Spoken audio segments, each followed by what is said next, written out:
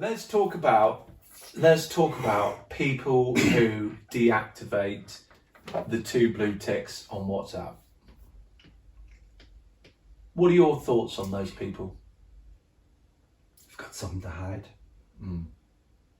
They're sneaking around. Dishonest people. Sneaky. Yeah. They are sneaky. They don't want you to know what time you've been to bed at. Yeah. Like when I get up in the mornings, I always check what time you're up at. Yeah, of course. On WhatsApp. Yeah. And that was last week. I was like, fuck, he's up early. 4:30 in the morning. I was like, nice one. No, he's going to bed. Yeah, and then I realised, he hasn't come round today. He went to bed. He went to bed at 5 in the morning. Yeah. I mean, what are you hoping to achieve? I'm going to turn it off so that it looks like I haven't read your message. Well, if I send you the message at 1:03 p.m. and I can see you've been online at 2, and then 3. No, but it doesn't say it doesn't say that they're online at the time. No, but at the top it says last time online, doesn't it? That's hidden as well. Both are gone. It's just, double cunts. You can see the logic in it. Not really. Because I take a different approach. What I tend to do is, if someone messages me, right, I've got this technique, which what I do is I just reply. When you want to. Well, sometimes I can't reply because I might be driving. It could be unsafe. But I try and reply to everyone. There are some people I don't reply to because I don't want to. But I still read the message, or some people are sending you something that doesn't require a reply. Yeah, of course. But I just don't see the point in hiding. Sneaky little sneaksters. What's your fucking problem? Put the blue ticks back on. Let me see that you've read my message and then don't reply. They don't want to see when they've gone to bed. What time they've gone to bed, what time they've got up at, why they haven't replied. Yeah, that's it, isn't it? Dishonest sneaksters. Let's talk about the Tranceportal kind of almost like formal launch. I mean, Tranceportal's been up and running for about 6 months, but 6-7 months, but the formal launch kind of happened last week. Yeah, I think the collective of the videos going out through like lots of artists and labels and stuff, it sort of brought it together a bit more. It's cool because, as this is the Tranceportal podcast. Tranceportal is the new hub and home for trance and trance culture. But it started with the podcast, the radio show, the interview series. And by the way, I have to say, you guys should definitely watch the interview series. It's so fucking hilarious. It's funny as hell because it's not the normal run-of-the-mill questions that we're asking the people that answer them. But it is the same questions. So every DJ answers the same questions, and it's really interesting to see. Do you know who I liked? Actually, there was a couple. Solarstones was brilliant. I liked his first. What does trance mean to you? Solarstones was great. Jordan Suckley's was hilarious. What's his biggest fear? Celery. Celery. Parsley. There was something. And what did he say if he wasn't going to be a DJ? He'd be selling something on the motorway. Oh yeah, tulips. he see. There's a question in this interview, right? To everybody, and it says, have you ever said I love you and not meant it? And every single person who's done the interview said, no, of course I haven't. No. Has no one said anything to him? Solarstone did. He said, yeah, of course. That's so fucking hilarious. His Solarstone's and Jordan Suckley's interviews are just brilliant. He's got such a dry sense of humour. He's this fucking ace. Really good interview. I love this interview series. It's great. So, but Tranceportal now has the fitness series. Have you done that yet? No. Oh, scared of fitness, are you? I've quit exercising. Have you? When are you going to take that back up? Maybe in the next few weeks when the gym. Actually, the gym's open next week. Is it? 25th. So I'm just sort of biding my time. Okay. And then I'm going to hit it. Hard. We can do some training together, can't we? Yeah. Yeah. Yeah. I've got a good idea for a video, by the way. Which is what? We could do a video with you for the fitness playlist in on Tranceportal, and basically it's like you in the gym in your fucking, what's it called, your Muay Thai gear, and it says, hi, I'm Greg Downey, and I'm going to show you a great workout to say for upper body strength, utilising some Thai kickboxing techniques, etc., that I learned when I was over in Thailand, etc. What you're going to need is a punch bag like this one. You're going to need a cardboard cutout of John Askew's face, which I put on the punch bag here, and then it just has you fucking going to town on it, beating the shit out of it. Where was your first ever gig? First ever gig as a DJ? Oh yeah, I know exactly. As opposed to a stand-up comedian. It was in Belfast. Mm-hmm. There was this nightclub I used to go to called the Crescent, and it was like proper dodgy, but everyone went there. It was packed out, and I used to bring mixtapes down and give it to the resident DJ constantly. Like I just wanted to play, and I tortured him that much, and he let me play. That was amazing. Well, I only had like about 10 records at home at the time. So I had to go to my friend's house and borrow some records and stuff, and I went down and played, and I was that nervous. You know, putting the needle on the I was like this, like fucking hell. That was good. Yeah. But it rocked? Yeah, it was decent, yeah. But yeah, at the time. Yeah. It's funny looking back then when you were a kid, all the people that just, who's this little twat? Yeah. And actually the guy who that DJ was that let me do that slot, like he's messaged me since. He's like, because he knows what I'm doing now. He's like, fucking hell. Yeah, fair play. Yeah. Stuck with it. Yeah. So, what about you, Johnny? My first ever gig was at a place in Notting Hill in London called Woody's, which was an old classic acid house venue in the late 80s, early 90s. And I think this gig was probably 1994 or 5? 4 or 5. 94 maybe, I'd say.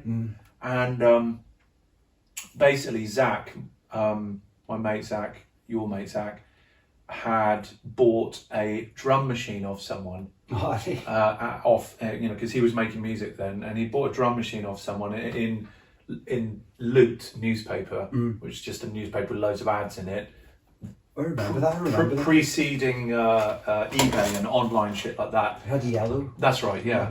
So he bought this thing, and I went with him in the car, or did it? Is that true? Yeah, I think I went with him in the car to pick this thing up, and he met this guy, and we got chatting about dance music and stuff, and we both turned out to be both big fans and regulars at Club UK in London, Final Frontier on Friday nights at Club UK. Yeah. And he said, look, I'm putting on a night, do you want to DJ at it? I was like, fucking right. So I got the opening slot, but the only records I had, the only music I had was 160 BPM hard trance. Oh, was it? Yeah, all the stuff that I've now reworked to play as not rockets. Nothing but rockets. So I took this gig and I went and I played, and there were it's quite a funny club because you would have the dance floor here, you came in here, and the DJ was up high here, but the DJ was facing the wall that way. The decks were here and you're facing the wall, so you look down there to the crowd while you're playing like that, right? It's kind of cool though. It was a bit weird. I know, but like it's like the whole before that whole concept of like everyone, the DJ's looking out. It's just he was in the corner. It was just a bit odd. Yeah. But I played to nobody. I think by the time I finished my set, which I believe was about 40 minutes long, by the time I finished my set, I think there were about 3 people in the club. I bet you're still just buzzing. You got the. I just came out. I was like, "Fuck! I'm a DJ now." Yeah, I actually played. I DJ. And then I'm a DJ. And then it kind of progressed from there. It was everyone has to start somewhere. Fuck man, I look back to some of the places I played. The first residency I had when I moved to Ibiza when I was a kid. Told my mum and dad I had a job. I had no fucking job. Packed 3 record bags, cases, suitcase, and we just went over. Booked myself into a hostel, and I remember I was actually in tears, like going, Jesus, but I knew I had to go and do it. And I got a residency at this little. How old were you? 19. Yeah. And so I got a residency at this little after club, which is quite famous. Like Brandon Block and Alex P used to go there every week. It was called the New Star. It was dodgy. But to get this job, I was like, fuck, I've actually got a job in Ibiza. I was playing every day. I was getting paid 20 quid a day, which seems like, well, it is fuck all, but people that had like flyering jobs were getting half that. Yeah. So I was like, I was sorted. 7 days a week, 6 in the morning till 1 o'clock in the afternoon, 7 hours vinyl sets every single day. 6 hour sets every single day? 7 days a week, and I didn't miss a day for the whole summer. So if I went out with my mates when they came over, we used to go straight from Amnesia, annihilated, and then for the club open it. And all my mates would pile in, and I'd play for 7 hours every single day. And was it always packed? No. No, it wasn't.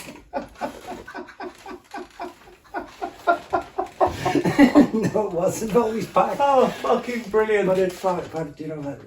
And then actually, and on my 20th birthday, on the same summer, I won this competition, and I played at the closing party of Eden in front of like 4,500 people or something. Yeah. And I remember thinking, fuck, is it the same playing in the big club on speakers? And before I went on, I thought I was going to throw up and shit. Yeah. It was rocking, it was good. See, I remember going to, I remember playing this club, and this wasn't that early on in my career, but it was, I was on the Sirius booking agency, which you were on as well. Sirius? Yeah. Oh yeah. With Judge Jules and Matt Hardwick and Simon Patterson, and I got this gig which was on the Scotland-England border somewhere in fucking a nowhere town, and I think Graham Platt came with me. Hang on, let me just think about this, because there was a reason why we had to go. I'll tell you what it was. Graham Platt was with me because the next day after that gig, we started the West Highland Way, which is a walk from Glasgow to not Inverness, Fort William, 100 miles. Yeah. Me, Graham and Matt did it. So the night before we went on to start that walk, I had a gig and Graham drove me to it. And we went into this club, basically massive fucking super club. Huge car park outside, and we pulled in. Not one single car in the car park. Right, not one. No one. Nobody. And we went into the club, and the only people in this club was one person working behind the bar and a doorman, and that was it. I went in there, and I think actually Matt Hardwick was DJing. Oh my God. There's not a single person in there, nobody. And I walked in, I was like, oh my God, I've got to stand here for an hour and a half. And also, it was in the old days when you might, your booking agent might have taken a deposit, but you've got to pick up cash on the night. Yeah, because if you didn't play, there's a chance you're not going to get the money. money. And I didn't get the cash because the promoter wasn't even there. So I think in the end, I was I think maybe Graham had gone to look for the promoter or whatever. But I stood there playing records to an empty room on a really big, loud sound system. It was the most pointless exercise ever. And after 45 minutes, I was like, fuck this. And we just left. I think in those early days of my career back, I've done a few gigs like that. Yeah. Like maybe not massive, but like quite a few where it's like one person or three. And you're like going, but you didn't want to not play because then you're not going to get paid. Yes, because it was an excuse not to pay you. Oh, shit, I remember another one actually where I was playing after Lisa Lashes in like Skegness or one of these big raves at a Butlin style holiday place.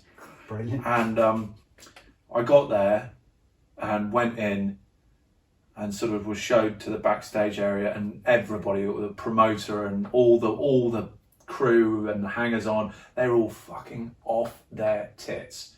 Like eyes rolling all over the place, barely able to speak. No. So nobody could speak, hey, so, you try and have a conversation. So I went down to the DJ booth, and I reckon there were probably 2,500 people in this room. It was going off. And Lisa Lashes was playing, banging hard house.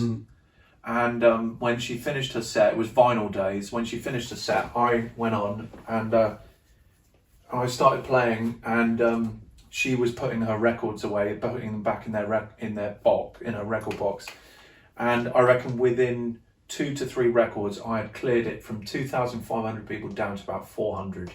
That's pretty impressive. Yeah, in 2 records. Yeah. So I turned around and I said to her, listen... DJ evacuation. I turned around and I said to her, because I thought, look, the promoters are so off their tits, they wouldn't even notice.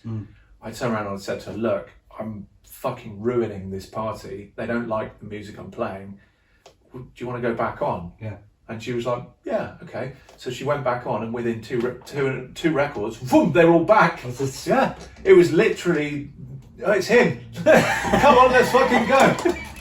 And, you know, it wasn't like, this was in the old days, so you could smoke in clubs, so it wasn't like everyone had gone out for a fag.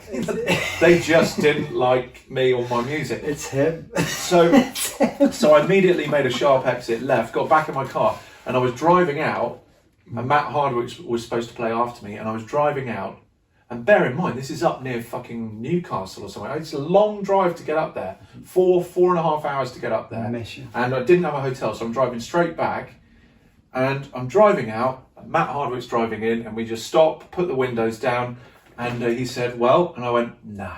And he just turned his car around and followed me out. I was like, nah. He's a legend. Yeah. Just drives off. Oh, fucking hell. Fuck. Good days. It's all part of the process. Yeah, mate. Fuck, you couldn't. I just wouldn't do that now. No. Fuck. Well, it'd be nice to have just any fucking gig now. Yeah, true. We should set up our own. Yeah. Well, why not? I've actually been thinking about maybe doing next summer, finding an unbelievable countryside location, private property with a cool barn or something. Yeah. Because there's a few places that you can hire that are authorized, you know, they're like wedding venues and stuff. So they have a license to sell alcohol. They have a 24-hour license for music. And they have umpteen beautiful land to camp.